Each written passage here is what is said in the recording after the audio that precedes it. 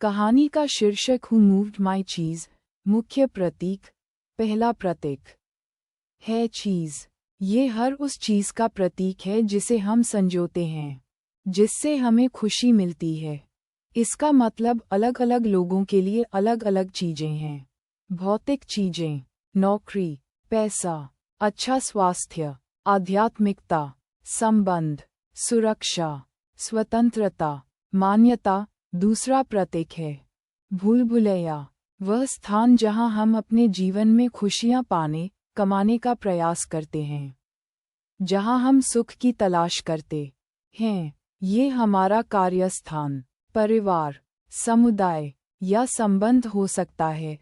तीसरा प्रतीक है बदलाव, वह सब कुछ जो हमें खुद को बदलने के लिए मजबूर करता है। खुद को बदलने का मतलब हमें हमारी अवधारणाएं, हमारा दृष्टिकोण, हमारी सोच या हमारे व्यवहार आदि को बदलना हो सकता है। इस कहानी में 4 पात्र हैं, स्निफ और स्करी नाम के 2 चूहे तथा हेम और हॉ नाम के 2 छोटे व्यक्ति। ये दोनों आदमी चूहों के बराबर ही छोटे थे।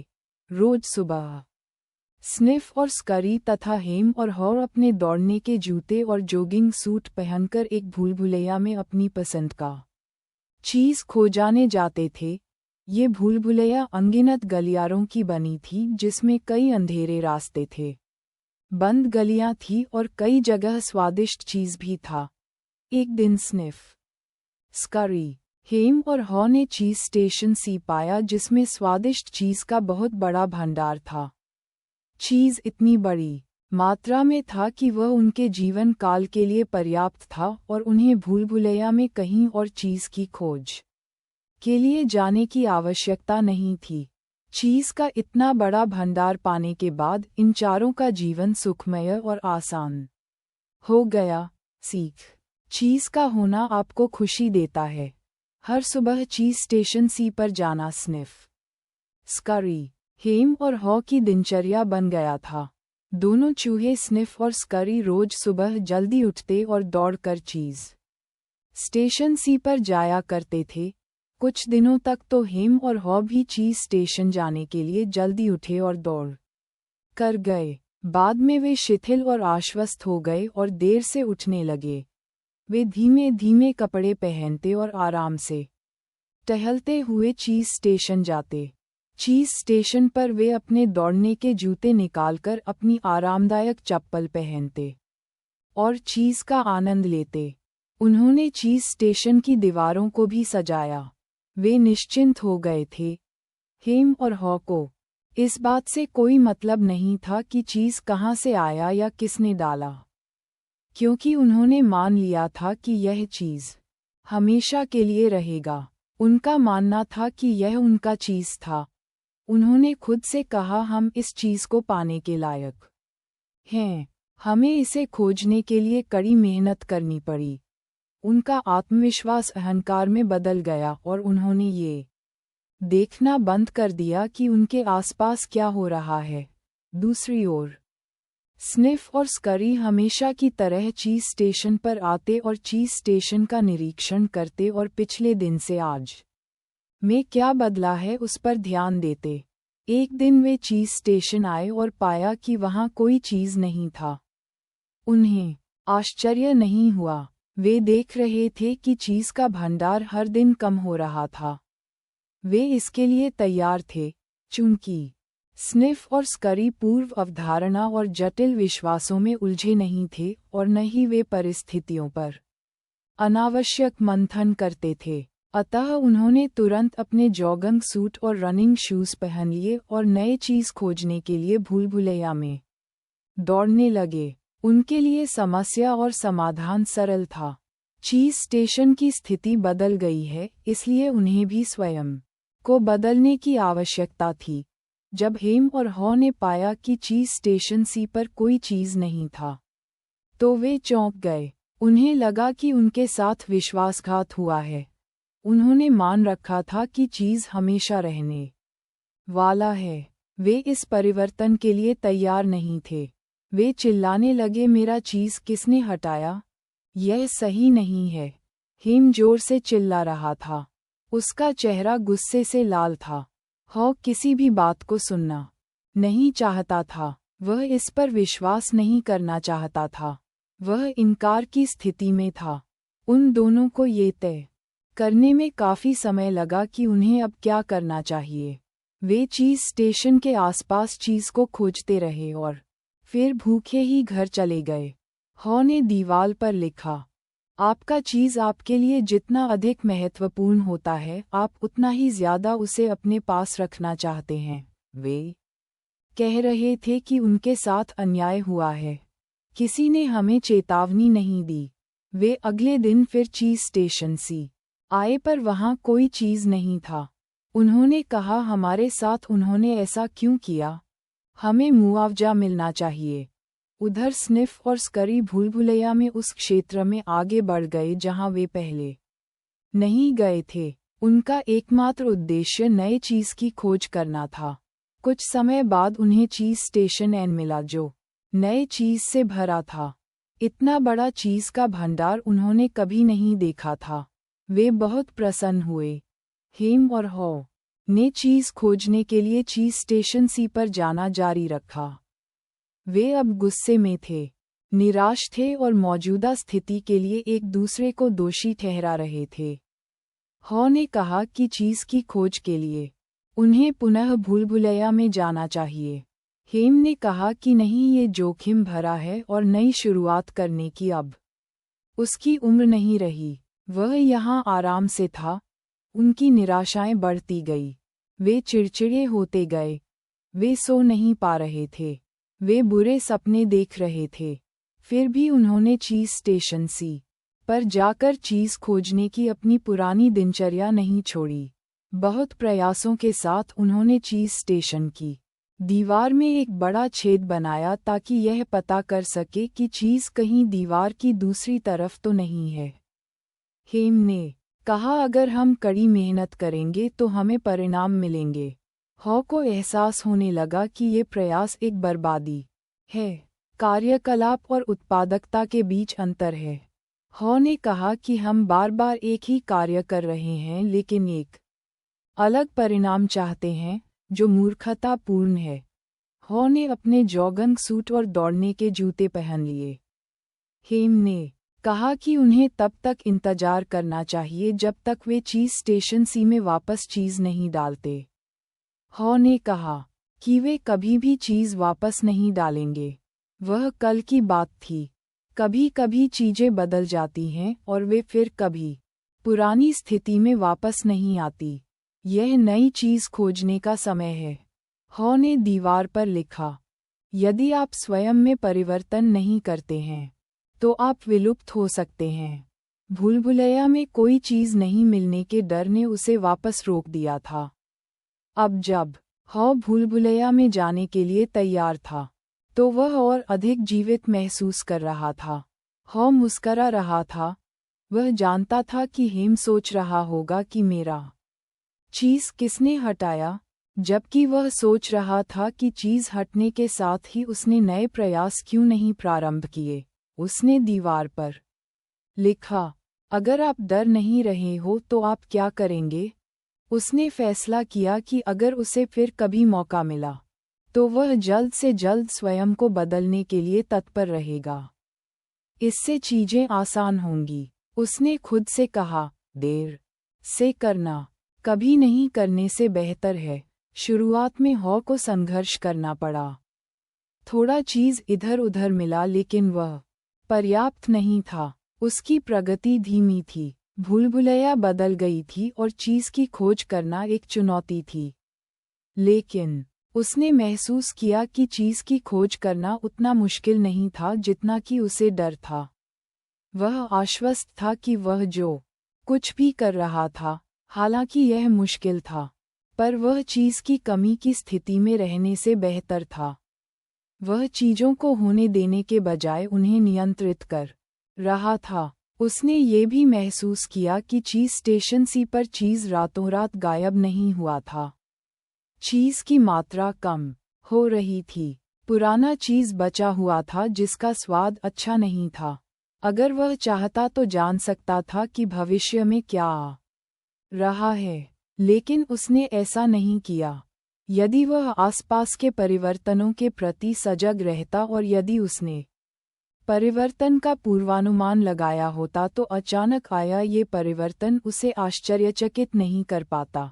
सीख चीज को समय समय पर सूंघते रहे ताकि आप जान सकें कि वह बासी हो रही है।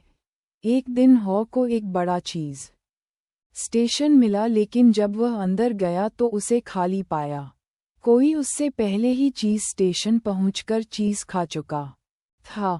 वह खाली चीज स्टेशन देखकर रिक्तता की भावना से भयभीत हो गया और चीज स्टेशन से वापस जाने की सोचने लगा।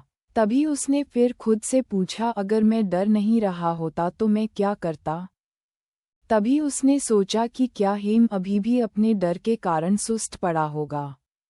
उसने दीवार पर लिखा, एक नई दिशा में चलना आपको नई चीज खोजने में मदद करता है।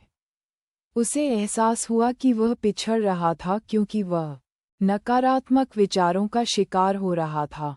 उसे एहसास हुआ कि जब वह आगे बढ़ रहा था तब वह खुद को खुश पा रहा था। उसने रुककर दीवार पर लिखा, जब आप अपने डर से ऊपर उठाते हैं तो आप स्वतंत्र महसूस करते हैं। जब एक बार कोई अपने डर पर काबू पा लेता है तब ये स्थिति उसकी कल्पना से अधिक सुखद होती है। उसने अपने दिमाग में मानसिक चित्र बनाना शुरू कर दिया कि वह अपने पसंदीदा चीज के ढेर के बीच में बैठा है। वह जितना अधिक स्पष्ट रूप से इस नए चीज की छवि देख पा रहा था उतना ही वह उसे वास्तविक लग रहा था और उतना अधिक उसे विश्वास हो रहा था कि वह जल्द उसे पा लेगा। उसने दीवार पर लिखा, पाने से पूर्व ही नए चीज को पाने और उसका आनंद लेने की कल्पना मुझे उस तक पहुंचा रही है। उसने पाया कि एक और चीज स्टेशन में कुछ नए चीज थे जो उसके दरवाजे पर बिखरे हुए थे। उसने उन सभी को खा लिया और ताकत हासिल की। हालांकि अंदर जाने पर उसने पाया कि किसी ने पहले ही चीज खत्म कर दिया था। कोई उससे पहले ही वहां आ चुका था। उसने महसूस किया कि अगर वह वहां जल्दी आ जाता तो उसे वह नई चीज मिल गई होती।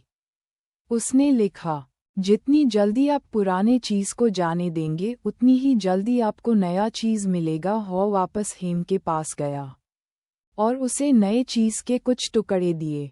हेम ने उन्हें लेने से मना कर दिया और कहा कि वह अपना चीज ही वापस चाहता है और वह नए चीज को पसंद नहीं कर सकता। हॉ ने नए चीज की खोज में फिर से भूलभुलैया में जाते हुए लिखा, चीज की कमी में रहने के बजाय भूलभुलैया में खोज करना अधिक सुरक्षित है। उसे एहसास हुआ कि आपका डर उतना बुरा नहीं होता है जितना बुरा हम उसकी कल्पना में करते हैं।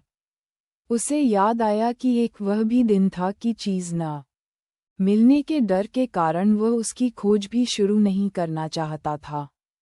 वह जो सही हो सकता है उसके बारे में सोचने के बजाय क्या गलत हो सकता है उसके बारे में अधिक सोचता था।